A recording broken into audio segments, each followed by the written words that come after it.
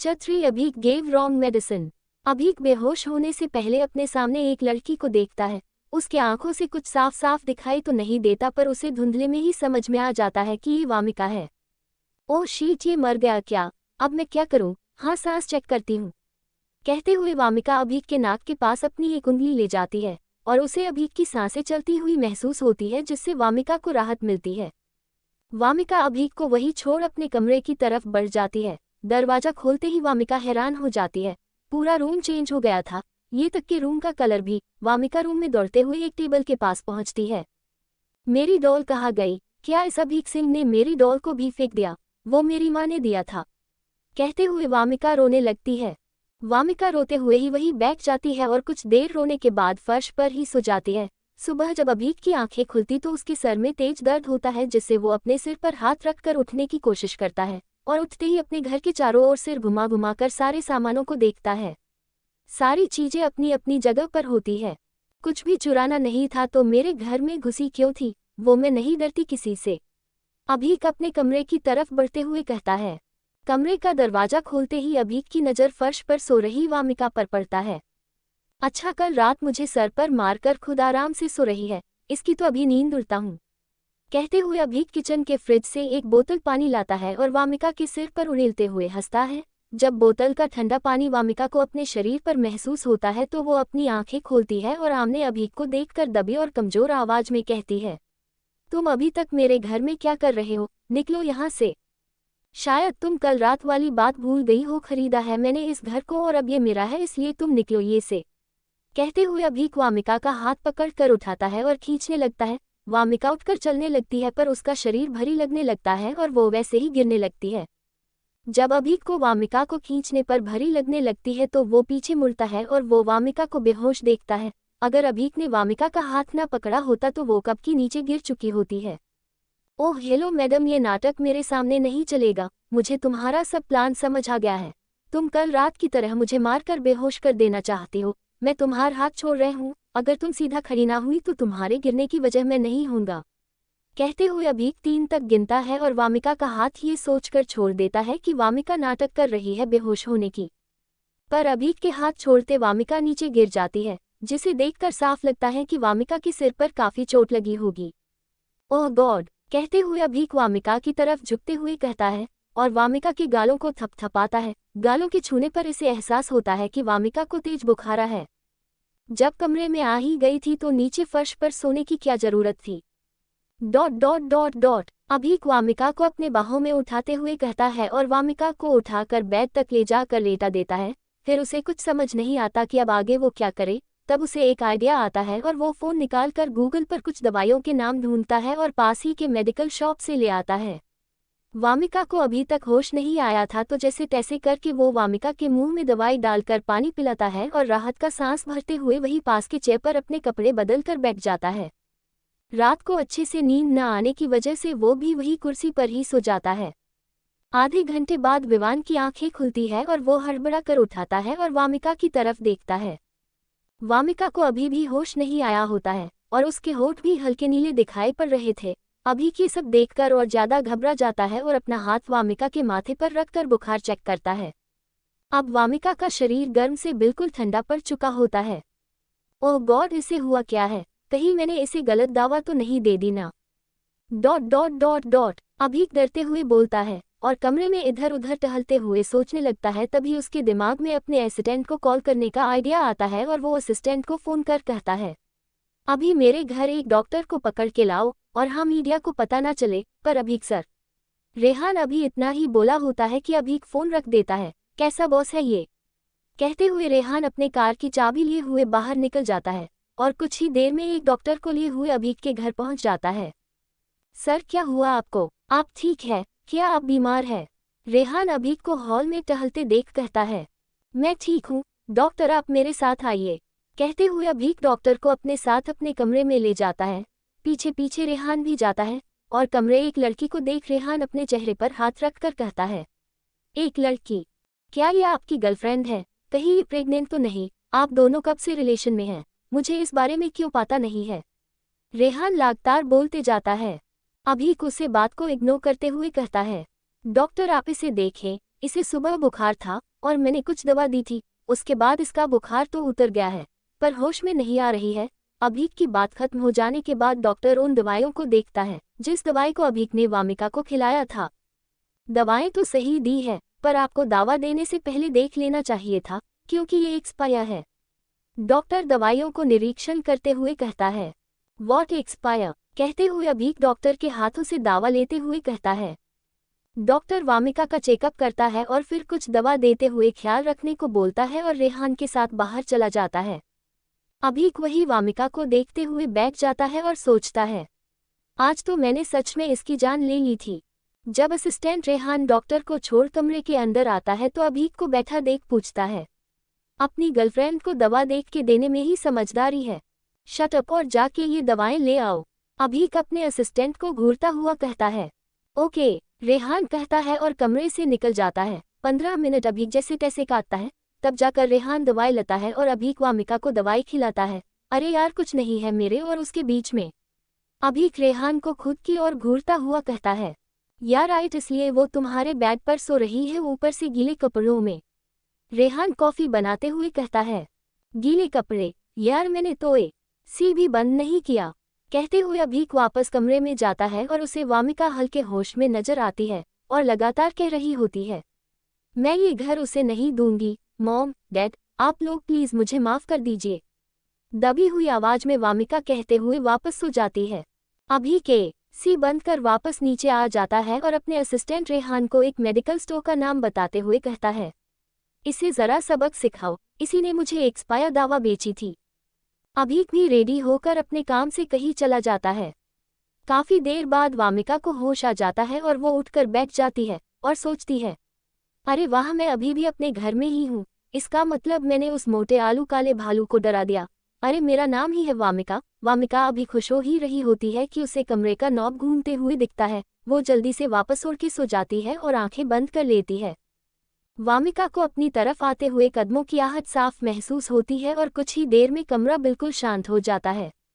मुझे पता है तुम्हें होश आ गया है, इसलिए नाटक बंद करो और उठकर ये खाना खाओ और उसके बाद मेरे घर से जाकर मुझ पर मेहरबानी करो। अभीक वामिका के नाटक को भांपते हुए कहता है। मुझे पता है तुम्हें होश आ गया है, इसलिए नाटक बंद करो और उठकर ये खाना खाओ और उसके बाद मेरे घर से जाकर मुझ पर मेहरबानी करो। अभीक वामिका के नाटक को भांपते हुए कहता है। वामिका धीरे से अपना कंबल अपने चेहरे से हटाती है और एक आंख खोल अभीक को देखती हुई कहती है, तुम्हें लगता है मैं नाटक बना के सो रही थी? अभीक अपने भावों को ऊपर करते हुए वामिका को देखता है और साइड टेबल पर खाने का प्लेट रखते हुए वामिका के बदन से कंबल खींचते हुए हटा देता है और कहता है, जल्दी खाओ इसे, उसके बाद मैं तुम्हें इस घर के पेपर्स दिखता हूँ। जब four Wamiqa left home. Abhik अपने भावों को ऊपर करते हुए वामिका को देखता है और साइड टेबल पर खाने का प्लेट रखते हुए वामिका के बदन से कंबल खींचते हुए हटा देता है और कहता है, जल्दी खाओ इसे, उसके बाद मैं तुम्हें इस घर के पेपर्स देखता हूँ। नहीं, मुझे पहले देखना है। वैसे भी मेरे पास भी इस घर के पेपर्स है, इसलिए मैं तो यहाँ से नहीं जाऊंगी। वामिका आंखें दिखाते हुए कहती है, नहीं जाऊंगी, इसका क्या मतलब है? तुम रुको, मैं अभी पुलिस को बुलाता हूँ, अब वही फैसला करेंगे। कहते हुए अभीक पुलिस को फोन कर देता है और अपनी परेशानी के बारे में बताता है। कुछ ही देर में पुलिस भी आ जाती है और दोनों से पूछती है, मामला क्या है? सर, मैं 2 हफ्ते के लिए दिल्ली गई थी और इस भालू ने मेरे घर पर कब्जा कर लिया। वामिका रोनी सूरत बनाते हुए कहती है, कहाँ है भालू? आपको फॉरेस्ट रेंजर्स को बुलाना चाहिए था, मुझे क्यों बुलाया? पुलिस प्रशिक्षित सोफे पर दोनों पैर उठाते हुए बैठकर कहता है, अरे सर, मैं इस भालू की बात कर रही हूँ। अभीक की ओर इशारा कर वामिका फिर बोलती है, जस्ट शट अप, आप जरा इंसान की तरह बैठेंगे। अभीक ऋषि की ओर देख कहता है, आप मुझसे ऐसे बात नहीं कर सकते, आई एम इंस्पेक्टर ऋषि, इज्जत बहुत है मेरी मार्केट में। ऋषि सिर हिलाते हुए बोलता है, सिर्फ मार्केट में है और कहीं नहीं। वामिका मुंह पर हाथ रख कर कहती है, मैंने जिस प्रॉब्लम के लिए बुलाया है उसकी बात कर ले, अगर आपकी आज्ञा हो तो। अभीक वामिका के सामने हाथ जोड़ते हुए कहता है और अपने रूम में जाकर एक फाइल उठा कर लाता है। देखिए इंस्पेक्टर, मैंने इस घर को लीगल तरीके से खरीदा है। अभीक फाइल को ऋषि की ओर बढ़ते हुए कहता है, ये बात सही कह रहे हैं मिस। ऋषि वामिका की ओर देखकर कहता है, मेरा मतलब है मिस्टर अभीक सिंह के नाम पर ही ये घर है और पेपर्स भी सही है। ऋषि अभीक को अपनी ओर घूरता देख बोलता है, पर मैंने तो ये घर बेचा ही नहीं। वामिका अभीक की ओर देखकर कहती है, तुमने नहीं बेचा, लेकिन तुम्हारे अंकल ने तो बेचा है ना। अभीक वामिका को उंगली दिखाते हुए कहता है, मैं अभी अंकल के पास कॉल करती हूँ, दुआ करो कि वो हाँ कर दे, नहीं तो तुम्हारे सिर पर एक बाल नहीं बचेगा। कहते हुए वामिका फोन उठाकर अपने अंकल के पास कॉल लगती है। 2-3 रिंग में ही कॉल रिसीव हो जाता है और एक लड़की की आवाज आती है, हेलो। हेलो कौन? क्या ये मेरे सिनू अंकल का नंबर है? वामिका फोन को स्पीकर पर रखकर बोलती है, हाँ, और मुझे यकीन है तुम वामिका ही होगी। फिर से वही लड़की इसी बात को इंग्लिश में बोलती है, जी पर आप कौन हो? क्या आप मेरे अंकल से बात करा सकती हो? वामिका अभीक की ओर देखते हुए कहती है, हेलो बेटा वामिका, कैसी हो? फोन पर वामिका के अंकल की आवाज आती है, अंकल मुझे आप ही से बात करनी है, देखिए ना मेरे घर में एक चोर घुस गया है और जाने का नाम नहीं ले रहा। बेटा वो चोर नहीं है, वो अभीक सिंह है, द फेमस सिंगर। वो बेटा मैंने तुम्हारा घर अभीक को अच्छे दाम में बेच दिया। देखो मुझे गलत मत समझना, मुझे पैसे की बहुत जरूरत थी। सिनू अंकल गिड़गिड़ाते हुए बोलते हैं, अंकल आप ठीक है ना? आपको कुछ हुआ है क्या? क्या आप हॉस्पिटल में है? क्या आपको कोई डेंजर बीमारी हो गई है? वामिका परेशान होते हुए कहती है, नहीं बेटा मुझे क्यों कुछ होगा, कोई बीमारी हो मेरे दुश्मन को? तो आपने मेरा घर बेचा क्यों? आपको इतने सारे पैसे की क्या जरूरत थी? वामिका मुस्कुराते अभीक के चेहरा देखकर कहती है, वो बेटा बात यह है कि कुछ दिन पहले मैं इंस्टाग्राम पर एक लंदन की लेडी से मिला। उसने बताया कि 2 साल पहले कि उसके हस्बैंड का डेथ हो गया और अब वो इस अकेलेपन से ऊबकर अपनी जान देने जा रही है। तो मैंने एक इंसान होने के नाते उससे उसकी फोटो मांगी। मैंने सोचा अगर सुंदर होगी तो पटा लूंगा और अगर सुंदर नहीं होगी तो मैं उसे सुसाइड के तरीके बताकर ब्लॉक कर दूंगा। पर जब उसने फोटो भेजी तो मुझे वो बिल्कुल तुम्हारी स्वर्गवासी आंटी की तरह दिखी। मैंने फैसला कर लिया कि अब मैं किसी तरह इसकी जान बचाऊंगा और कुछ दिन बात करने के बाद मैंने उसे प्रपोज कर दिया। उसने मुझे कुछ पैसे के साथ लंदन आने को कहा। मैंने बहुत कोशिश की पैसे इकट्ठा करने की, पर मुझे कुछ हासिल ना हुआ। मैं परेशान हो गया और ऊपर से वो बार बार मुझसे अपनी जान लेने की धमकी दे रही थी। तब मुझे तुम्हारे घर बेचने का ख्याल आया और तुम भी अपने काम से दिल्ली गई थी, तो मैंने मौका देखकर तुम्हारा घर अभीक को बेच दिया। जितने पैसे की मुझे जरूरत थी उतना मैंने के लिया और जो कुछ बचा उसे तुम्हारे बैंक अकाउंट में डलवा दूंगा 2-4 दिन में। Dot dot dot dot. Wamiqa जो अब तक पेशेंस के साथ सुन रही थी अचानक ही चिल्ला पड़ी, जिससे अभीक और ऋषि दोनों अपने अपने कानों पर हाथ रख वामिका को देखने लगे। बुढ़े संकी, तुझे इस उम्र में रासलीला सूझ रही है? अपनी उस फिरंगन माशूका के लिए मेरा घर बेच दिया? एक बार तू इंडिया आ जा, मैं तेरे नाक के सारे बाल तोड़कर तेरी हथेली में धर दूंगी। कहते हुए वामिका फोन काट देती है और गुस्से में अभीक को देखती है। क्या है? मना कि तुम्हारा नाम वामिका है, पर मैं तुमसे नहीं डरता।